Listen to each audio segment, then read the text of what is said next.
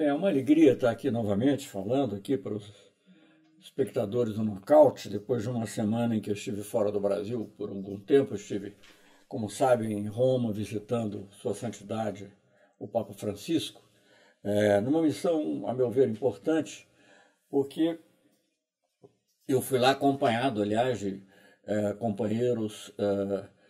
um argentino, Alberto Fernandes, e um chileno, Carlos Ominami, para falar, na realidade, sobre a situação do Brasil. Mas achei importante, acompanhado dessas duas personalidades, dois políticos, um deles foi ministro da Casa Civil do Néstor Kirchner, o outro foi ministro do Planejamento, da Economia do presidente Evo no Chile,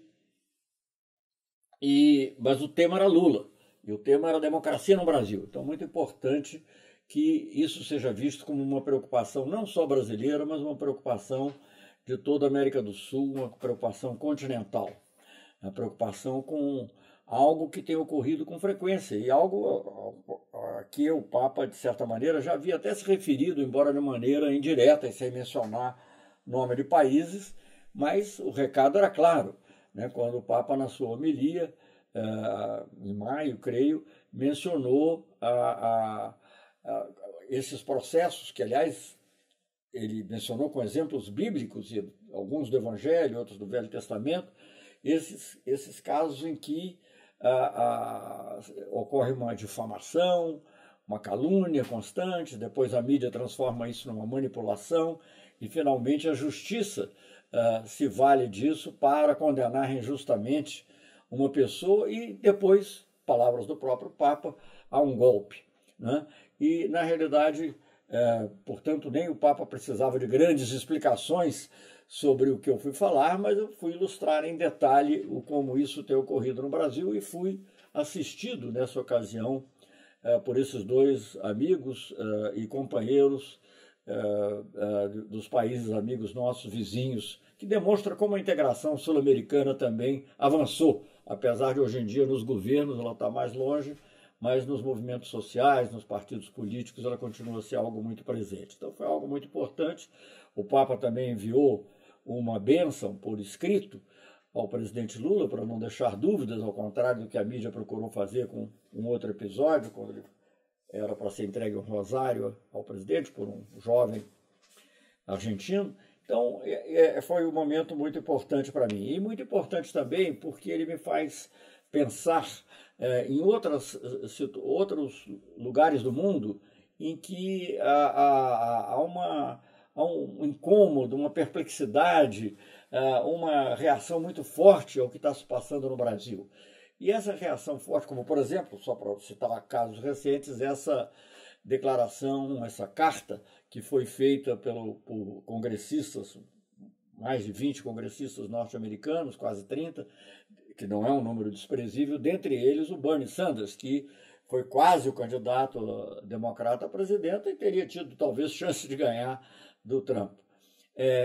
Então tudo isso demonstra que o mundo vê o Brasil com uma enorme preocupação. O Papa não teria marcado esse encontro, aceito marcar esse encontro comigo tão rapidamente quanto fez, se não tivesse já acompanhando com preocupação a situação do Brasil. Então eu não preciso nem sequer colocar palavras na boca do Papa ou citar palavras que ele tenha dito, porque isso é evidente. Quer dizer,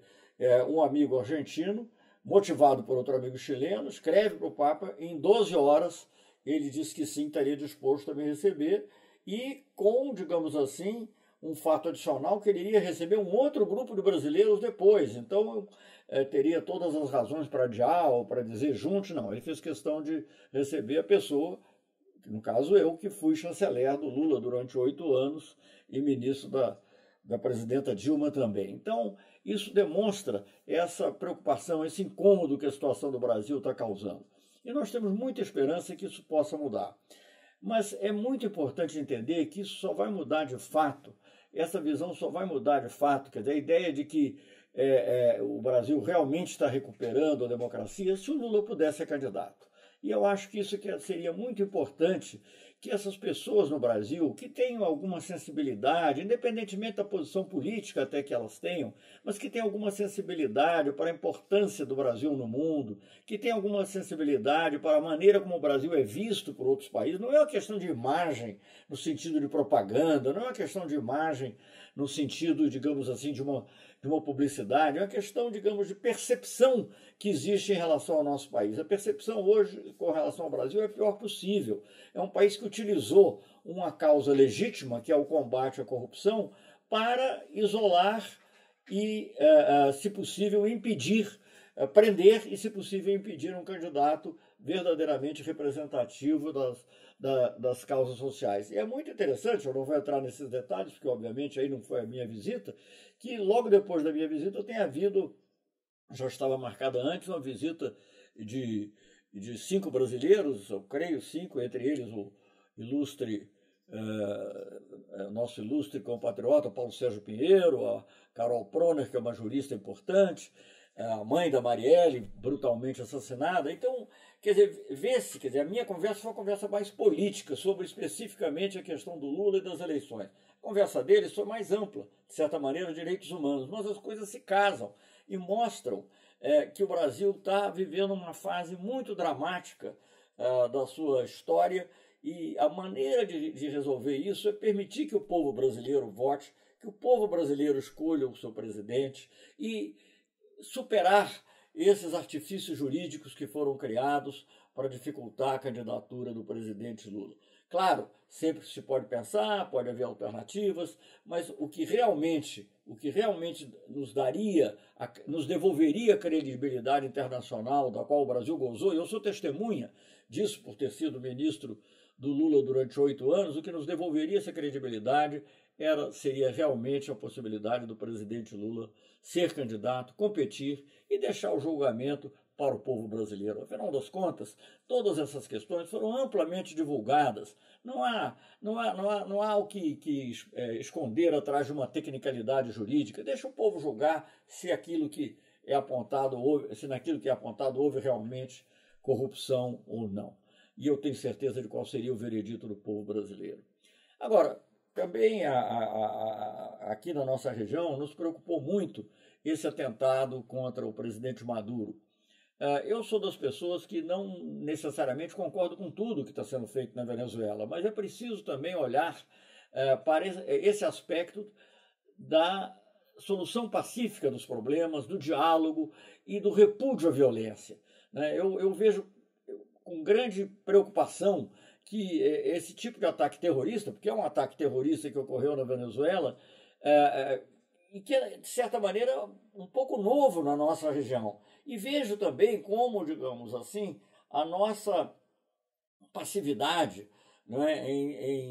Pior do que passividade, a nossa atitude em favor do isolamento da Venezuela, ainda que o Brasil diga que não quer, ainda que o atual governo diga que não quer uma solução violenta, que não quer uma solução militar, mas ele, ao isolar a Venezuela, ao contribuir para a polarização e levando em conta que o grande país, a grande potência da nossa região, o presidente dessa grande potência já disse que não excluía uma solução militar, tudo isso leva a que grupos extremados tentem cometer atos absurdos como esse que foi cometido. Por isso mesmo eu fui participar também de um momento, juntamente com o João Pedro Stedley e outras personalidades, tenho certeza que o Fernando Moraes iria, se estivesse atualmente em São Paulo, participar de uma manifestação de, digamos assim, de solidariedade ao povo venezuelano, de repúdio à violência, de defesa das soluções pacíficas e pelo diálogo, que era o que costumava, mesmo antes do governo do presidente Lula, nortear a posição brasileira. Então essas são as questões que nos ocupam no momento, a nossa grande preocupação